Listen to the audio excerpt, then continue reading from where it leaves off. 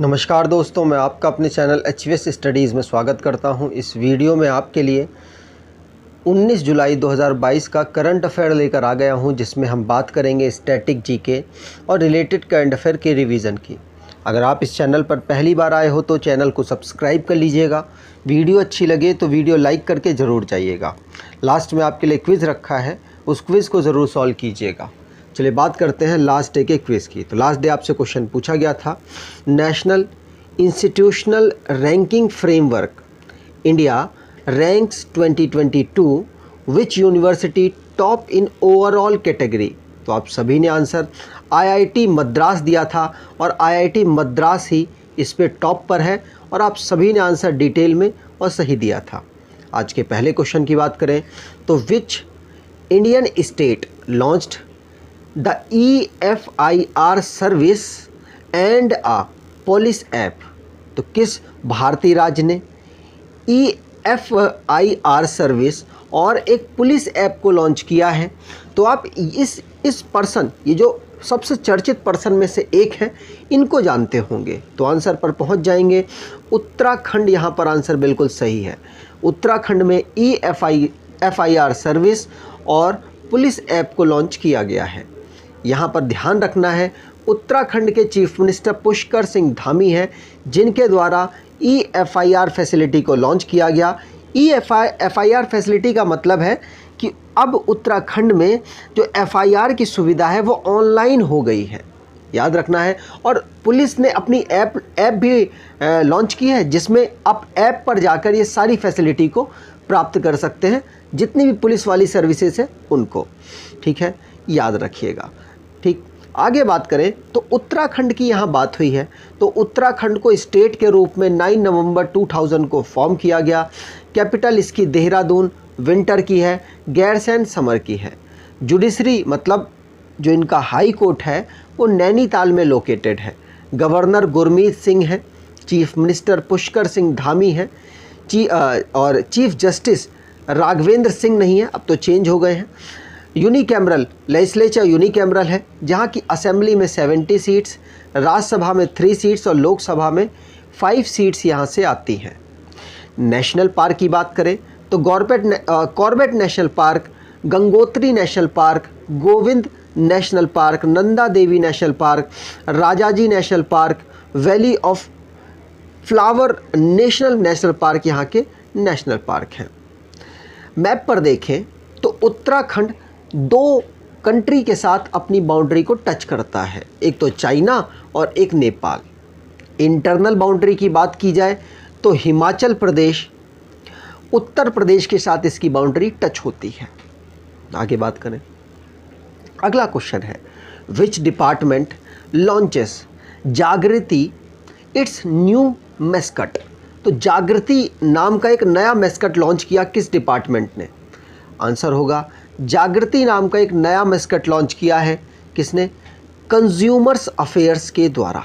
Consumer affairs के द्वारा जागृति नाम का एक नया मस्कट लॉन्च किया गया है, जिससे प्रमोशन और तरह तरह की चीज़ों को यूज़ में लाया जाएगा।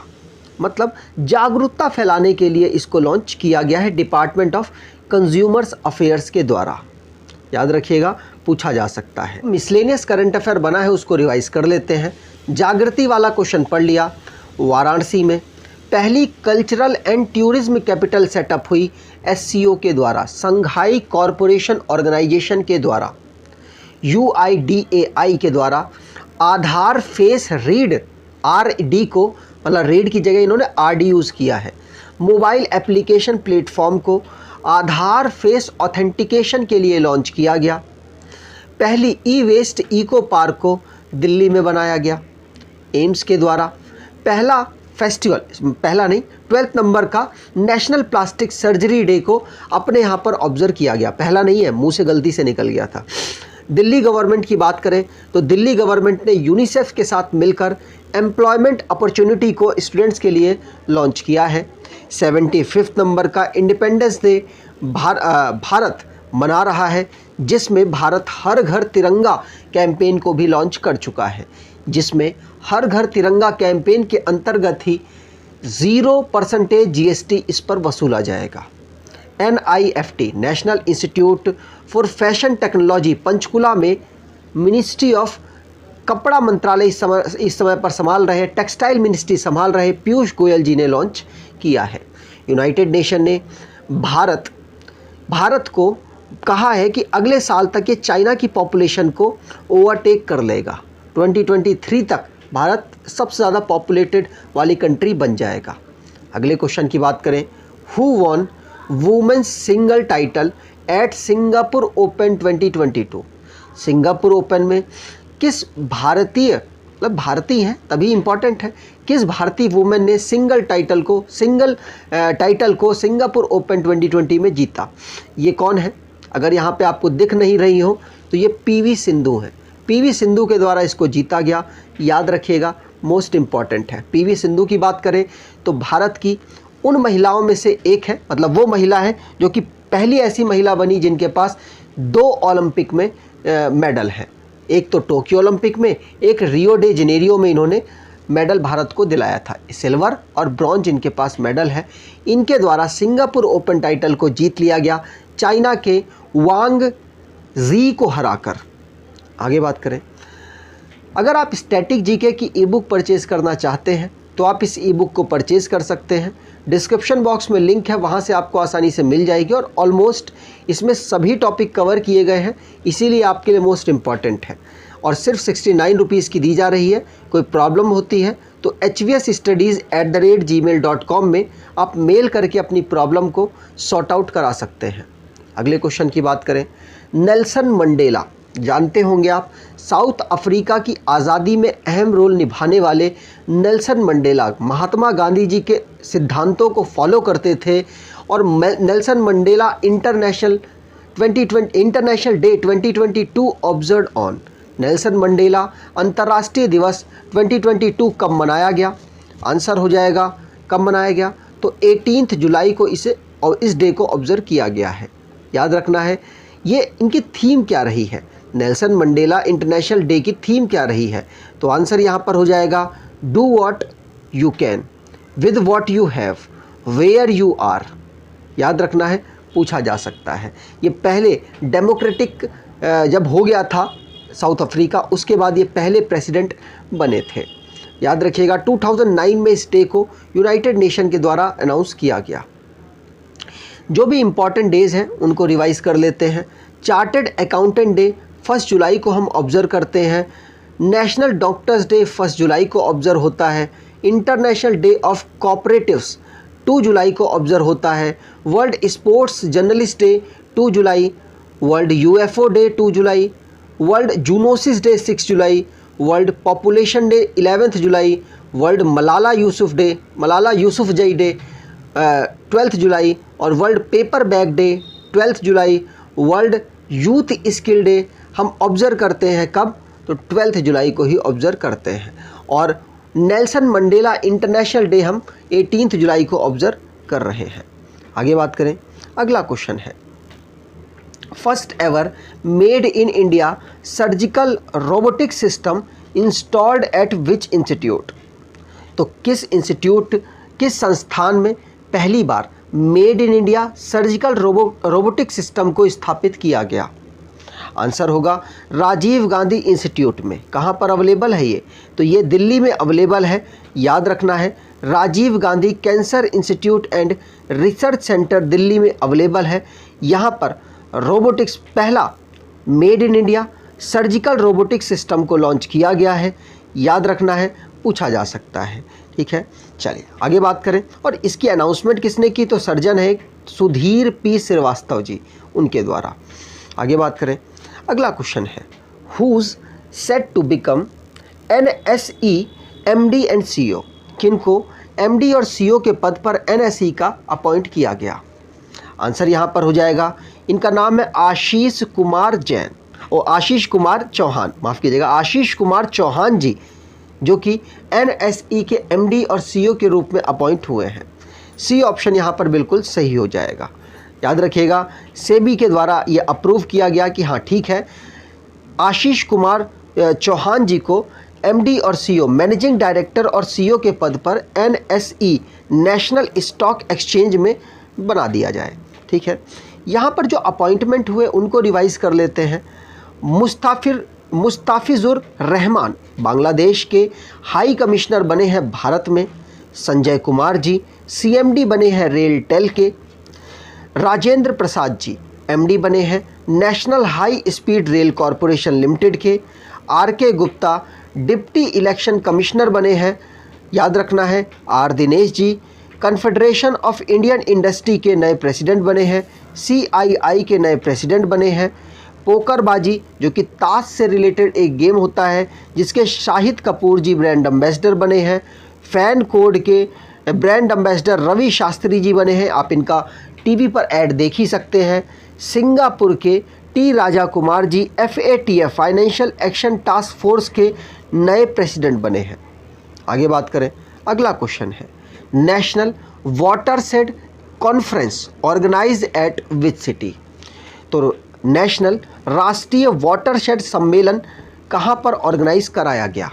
आंसर होगा नई दिल्ली में ये ऑर्गेनाइज हुआ है। तो ए ऑप्शन यहाँ पर बिल्कुल सही हो जाएगा। हमारे इस समय पर मत्स्य पालन एनिमल एंड हस्बेंड्री के जो एक मिनिस्टर हैं जिनका नाम है गिरिराज सिंह, उनके द्वारा नेशनल वाटरशेड कॉन्फ्रेंस को लॉन्च किया गया दिल्ली में। मेन इसका फोकस ये है कि किस तरीके से डबल की जाए फार्मर्स की इनकम, प्रोडक्शन कैसे इंक्रीज़ किया जाए, कैसे हम और अलग अलग प्लांटेशन कर सकते हैं जिससे फार्मर्स की जो इनकम है उसको बेहतर किया जा सके। यहाँ दिल्ली की बात हुई है तो दिल्ली को फॉर्म किया गया था 1911 में। 1956 में इसको यूनियन टेरिटरी बनाया गया। नेशनल कैपिटल टेरिटरी 1992 में इसे बनाया गया। फॉर्म किया गया था अनंगपाल तोमर जी के द्वारा। कैपिटल इसकी नई दिल्ली है। डिस्ट्रिक्ट 11 है। लेफ्टिनेंट गवर्नर अनिल बैजल नहीं है, विनय कुमार जी हैं। Chief minister Arvind Kejriwal, deputy chief minister Manish Sisodia, legislature unicameral, और राज्यसभा में यहाँ से 3 सीट आती हैं, लोकसभा में यहाँ से 7 सीट आती हैं। दिल्ली उन यूनियन टेरिटरीज़ में से है जहाँ पर अपनी क्या असेंबली है। अच्छा 2 ही हैं? नहीं, इस समय पर जम्मू कश्मीर भी है जिसके पास अपनी असेंबली है, बट उनके पास अपना चीफ मिनिस्टर अभी नहीं है, वहाँ राष्ट्रपति शासन लगा हुआ है।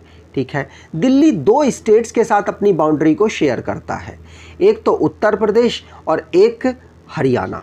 याद रखिएगा, दिल्ली बहुत ज़्यादा चर्चित टॉपिक में रहता है क्योंकि अरविंद केजरीवाल यहाँ पर कुछ ना कुछ नया करते रहते हैं। सके आगे बात करें, अगला क्वेश्चन है who has been nominated by BJP led NDA जो कि बीजेपी वहाँ पे सबसे बड़ी पार्टी है, इसलिए नॉर्मली बीजेपी और एनडीए को सेम ही कहा जाता है, लेकिन इसमें बहुत सारे संगठन हैं बीजेपी के अलावा। तो BJP led NDA for vice president election, आपको पता होगा 2022 में वाइस प्रेसिडेंट और प्रेसिडेंट साहब का इलेक्शन होना है। प्रेसिडेंट साहब के इलेक्शन के लिए मुर्मू जी को चुना गया है, लेकिन वाइस प्रेसिडेंट के लिए किनको चुना गया? तो वाइस प्रेसिडेंट के इलेक्शन के लिए चुना गया है जगदीप धनखड़ जी को, जो कि फॉर्मर गवर्नर रहे हैं कहाँ के? वेस्ट बंगाल के। वेस्ट बंगाल में ये गवर्नर के पद पर काम कर रहे थे।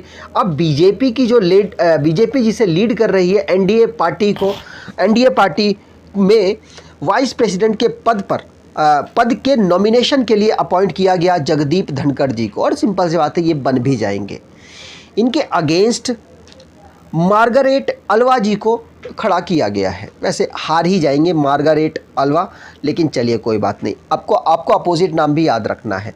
द्रौपदी मुर्मू जी एनडीए की तरफ से प्रेसिडेंट के पद के लिए उम्मीदवार हैं।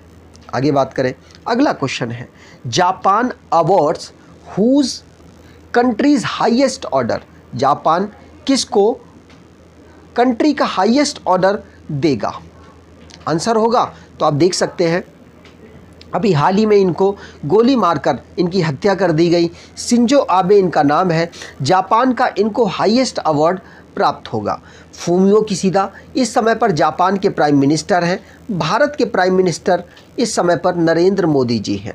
यहाँ पर याद रखना है जापान की जो गवर्नमेंट है उसने ये अनाउंस किया है, जो उनके former prime minister Shinzo Abe ji हैं, उनको जापान का हाईएस्ट अवार्ड दिया जाएगा। ये ऐसे चौथे प्राइम मिनिस्टर हैं जिनको ये अवार्ड दिया जा रहा है। जापान की कैपिटल टोक्यो है, याद रखना है, एशिया कॉन्टिनेंट में आता है। आज की क्विज की बात करें, which state becomes first state to have its own internet service.